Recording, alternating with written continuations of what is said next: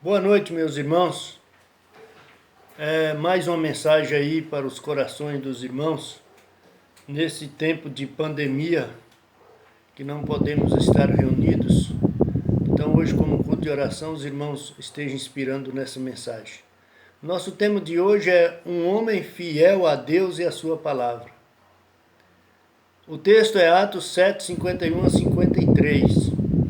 Diz o seguinte: homens de dura cerviz, e incircunciso de coração e ouvido, vós sempre resistis ao Espírito Santo. Assim vós sois como vossos pais, o qual dos profetas não perseguiram vossos pais, até matar os que anteriormente anunciaram a vinda do justo, do qual vos agora foste traidores e homicidas. Vós que recebeste a lei por ordenação dos anjos e não aguardaste. Meus irmãos, a vida de Estevão é uma vida de grande exemplo de fidelidade a Deus, acima de qualquer suspeita, acima de qualquer coisa. Como já falamos, a vida de Estevão ocupa apenas 2 capítulos do livro de Atos.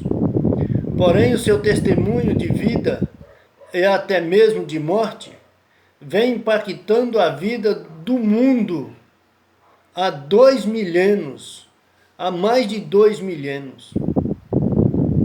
O capítulo 6 fala da vida da consagração e do ministério de Estevão. O 7 fala do seu testemunho, fidelidade e morte.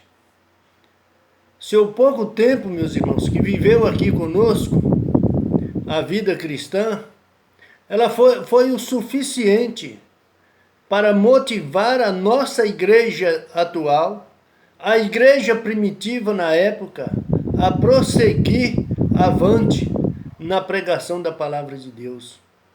Sua sabedoria bíblica informidável foi edificante para quem teve o privilégio de ouvi-lo.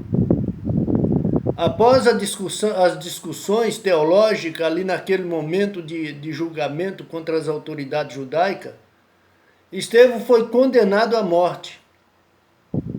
E ali arrastaram Estevão para fora da cidade de Jerusalém e ali apedrejaram aquele homem de Deus.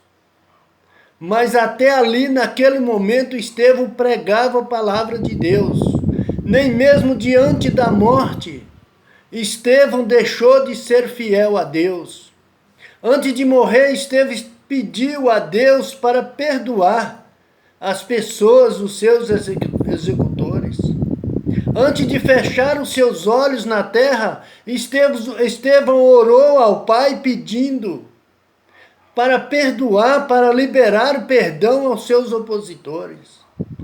Igreja, que grande exemplo de perdão! Quantas pessoas nós temos hoje nas igrejas que não liberam o perdão? Quantas pessoas nós temos hoje na igreja que às vezes o pastor chega, aconselha, fala com ele, senta com os dois e ali quando termina dá aquele abraço, muitas vezes até chorando, e acaba quando coloca a cabeça no ouvido do outro lado e diz: lá fora eu te pego, seu infeliz. Porque não libera o perdão. Estevão saiu ali naquele momento vitorioso, porque mesmo diante de tudo, ele pediu ao Pai que não imputasse sobre eles desse o perdão para ele. Perdoa, Pai. Por que nós não fazemos isso em nossas igrejas? Estevão saiu da terra para encontrar com o Senhor nos céus, feliz por ter sido fiel. A primeira coisa que nós vamos saber hoje aqui, pensar com os irmãos, que o homem fiel a Deus, ele precisa pregar expondo as Escrituras. Estevão, diante das autoridades religiosas, pregou um sermão narrativo, ali expondo as Escrituras, desde Abraão até Davi. Estevão pregou com autoridade porque ele conhecia as Escrituras. Ele conhecia. Então que as igrejas hoje estão sentindo falta destes sermões. Os púlpitos hoje estão escassos sermões expositivos. Estamos ouvindo mais experiências do que a Bíblia. Estamos ouvindo mais filosofia do que Bíblia. Precisamos urgente de crentes que resgatam no púlpito a pregação do verdadeiro evangelho. Precisamos de obreiros que manejam bem a palavra da verdade e que não tem do que se envergonhar. Porque tem pessoas que estão pregando muito aí, mas quando as pessoas olham para a sua vida não condiz com o que ele está pregando. Segundo o homem fiel a Deus e a sua palavra, ele tem que pregar a tempo e fora de tempo. Olhando aquele momento ali de julgamento, aquele momento de euforia das autoridades, das pessoas que estavam ali, poderíamos dizer que aquele momento não era para pregar o evangelho. Não era para Estevão pregar o evangelho, é para ele ficar calado. Porém, aos olhos da fé daquele homem, ali foi o dia D da pregação do evangelho na igreja primitiva. Aquele dia era fora de tempo para o relógio humano. Porém, para o relógio de Deus, aquele era o dia propício, era a hora propícia, era o momento em que Deus escolheu para aquelas autoridades entendessem que eles estavam matando mais um mártir para a igreja.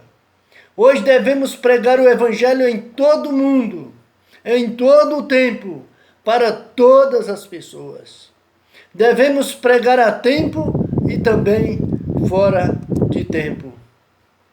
Também, terceiro lugar, o servo fiel a Deus e a sua palavra, ele deve expor diante dos homens o seu pecado, ele deve confrontar o homem com o pecado.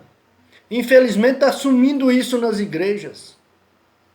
As pessoas não estão confrontando o homem com o pecado. Mesmo correndo o risco de morte, Estevão não ficou calado.